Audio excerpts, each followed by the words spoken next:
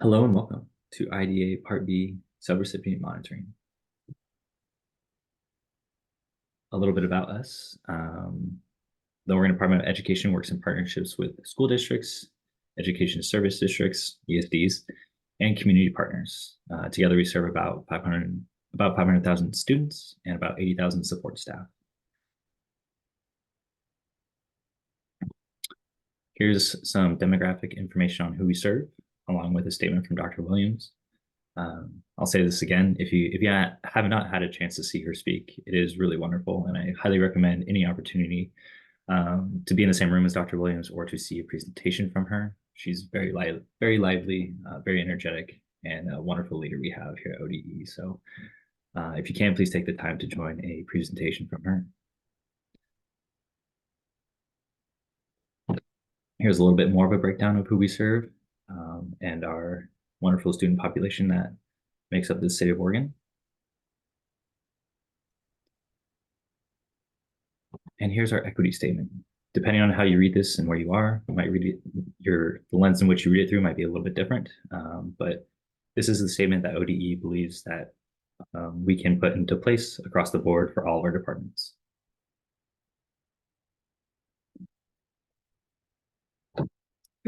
And why we're here today. IDA Part B Subrecipient Monitoring. Just to clarify, we are the Part B portion of the team. So if you have another grant or if there's another team doing monitoring that you're working with, we are not that team. There are many programs that might do some monitoring. So if you have any questions regarding IDA Part B, that would be us. Why do we monitor our subrecipients? Best fiscal practices to help ensure that our LEAs have a good understanding of what the requirements are and what the policies are that are being put into place. Us, ODE, we are monitored by the federal government Office of Special Education Programs, OSEP. So we need to make sure that we are giving proper information to our LEAs and making sure that they're executing policies and procedures in accordance with the federal guidance. That way we are in compliance as well. Our job is to ensure that you, the LEAs, have proper guidance and can use your funds appropriately. And once you reach a certain threshold, that's when the fiscal monitoring kicks in. Oh, I'm sorry, skipped a few. And sorry, just was so excited. I just jumped right in there. Yeah, so some different types of monitoring that we do for our LEAs. We've kind of got 3 tiers. We said it's a federal requirement for us to monitor you guys. Kind of, everybody's watching everybody here on this one. But the 3 tiers that we do, tier 1 is the universal monitoring or technical assistance and technical assistance. The second level is targeted monitoring, and then the third level is intensive monitoring. So I'm going to go to the next slide. Our universal monitoring, excuse me, and technical assistance. This is the most basic monitoring that we engage in as a state. This is kind of, the way that we interact with you guys, just to kind of see and hear what's going on at the state level and or the district level. So this includes answering questions, either emails, phone calls, providing general trainings. Something like this counts as kind of monitoring and technical assistance. It helps us get a feel for where districts are needing support just by the questions that you guys ask. And, just kind of informs us as far as kind of what that base level of the IDA Part B award, how that's kind of being implemented. We also provide individual technical assistance trainings if needed. And then we also, another way that we can provide universal monitoring technical assistance is by inviting our LEAs to federal trainings when permissible. A lot of the trainings that we go to are for states only, but last week, it was all last week, there was a training put on by our federal partners that was for LEAs, and we know that there were some people from Oregon there. So that is always really fun for us to have you guys get to know the partners that we work with, because we really respect them and like them, and they give us such great information. So it's fun when you guys get to meet them too. The next level of monitoring that we do is targeted monitoring. So this kind of second tier, you can get selected for either through TA that we provide. If you guys ask a question and it seems a little more in depth, or it seems like there could be something contributing to that we feel like we could help with, we might come in and just take a little closer look. If there's anything on your risk assessment that kind of pops at us, that could lead to that second tier, or if there's just other kind of factors, either from your program staff or the ODE program staff that you guys work with, if they have any questions, things like that are just kind of conversational, informal ways that we find out that there are some things that we maybe want to take a look at so we can offer support. This also, targeted monitoring also includes cyclical monitoring. Our cohorts are on a 3-year cycle. And so that will include claim sampling, which Rayanne, if you guys are if your cohort has been selected, you have interacted with her. And that can also include requests for an internal process or procedure document, or there are also some specific oversight kind of monitoring, such as CCEIS, Comprehensive Coordinated Early Intervening Services. There are just some little pieces of IDEA that require a little bit more monitoring. So that would be a scenario where you would end up in targeted monitoring. And then the top tier, I guess. Yeah. Tier 3 are intensive monitoring. This can be on-site or virtual. I don't know how LEAs feel about it, but this is certainly my favorite part, is when I get to go on site and work with our districts and meet everybody, the people that we email with all the time. And so when we come in, we'll focus kind of on 2 aspects: your policies and procedures, and then also your actual fiscal practices. So an LEA could be selected for intensive monitoring based off of the risk assessment, TA that we've provided, either the type of, like if there's a specific type, or kind of goes pretty deep, or program concerns that general supervision has uncovered that could lead us to have some kind of fiscal implications.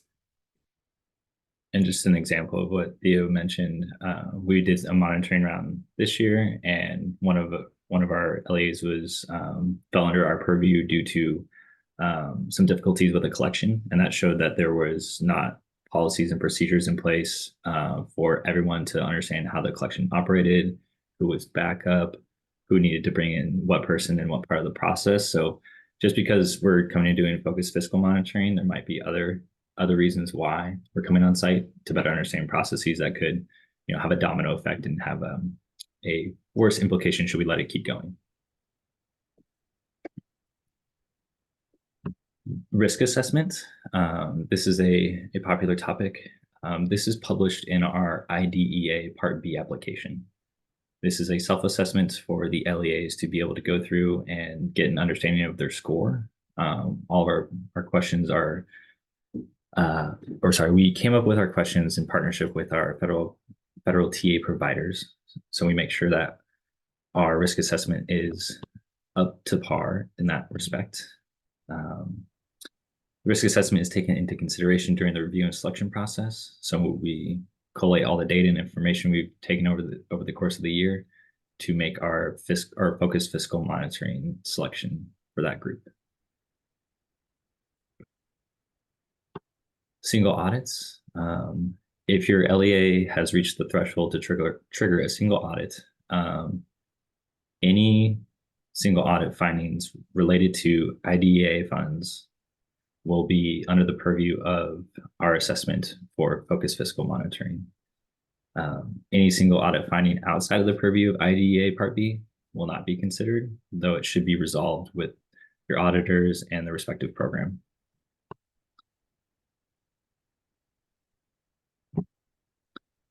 Corrective action plan. This is a byproduct of focused fiscal monitoring. ODE will approve the LEA's corrective action plan. This will lay out the findings that happened during our on-site monitoring. For example, the policies and procedures we talked about with our LEA that we went and visited this year. That was part of their corrective action plan, was to write those out and to make sure that they had those published and that there's people assigned to them and that they're completed by the end of the year. This is really just to lay out the roadmap for why we came, and then the findings coming out of it to ensure that the LEA can get it across the finish line and have a better understanding of what the expectations are on their end.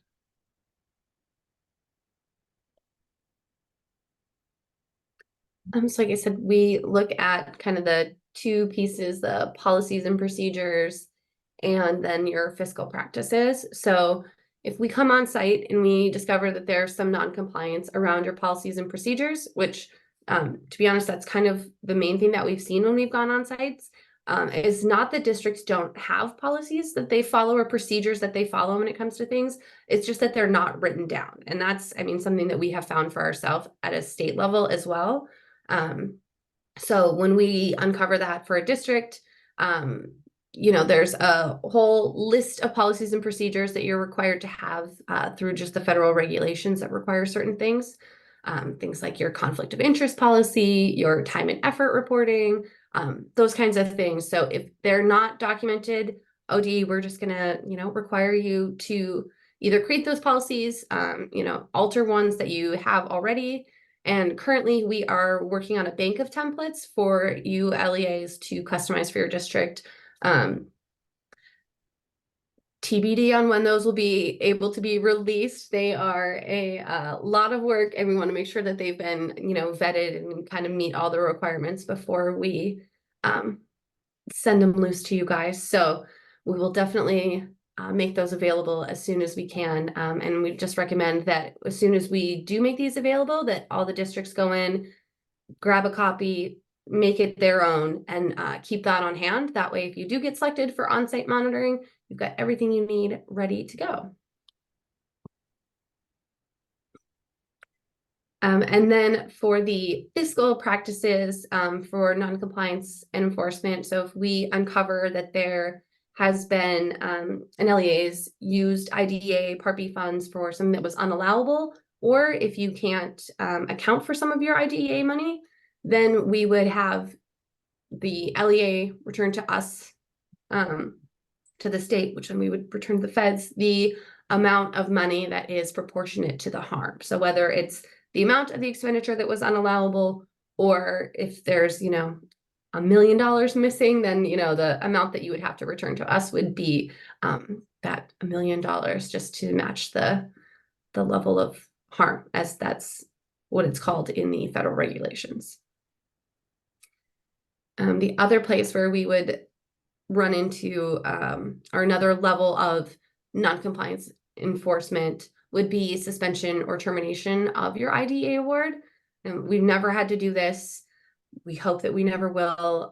We probably won't ever, honestly, probably because we have such great districts that are doing really good work for their kids and are working to be in line with these federal regulations as well.